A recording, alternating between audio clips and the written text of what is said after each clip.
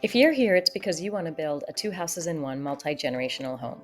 Welcome. This is a joint development. We're talking septic tanks today and why you need to avoid them in your ABCD house. So we talked about obtaining a large plot of land with a small house on it in order to expand. Let's say you found that property, but there's a pretty high chance that that property is going to be on a septic tank rather than public sewer.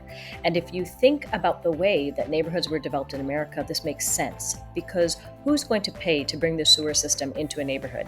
It's usually going to be developers who are developing a neighborhood and they want to maximize houses on land. So it's kind of rare to find one of these large plots of land with small houses on a public sewer, but they're out there. You just have to look. Now, the reason you want to avoid septic tanks is because it's going to limit your build. The septic tank, when it was originally permitted for, is designed based off of the number of bathrooms. So if you are doubling or tripling the number of bathrooms on that property, you are going to have to upgrade the septic tank. It is doable, and a lot of people go this route.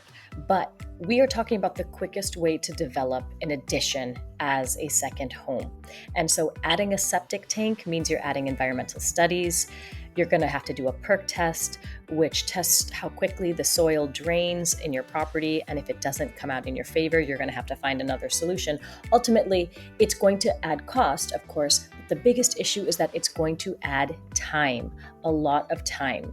So yes, there are many properties out there that have large plots of land and small houses, but you have to ensure that you are on public water and public sewer.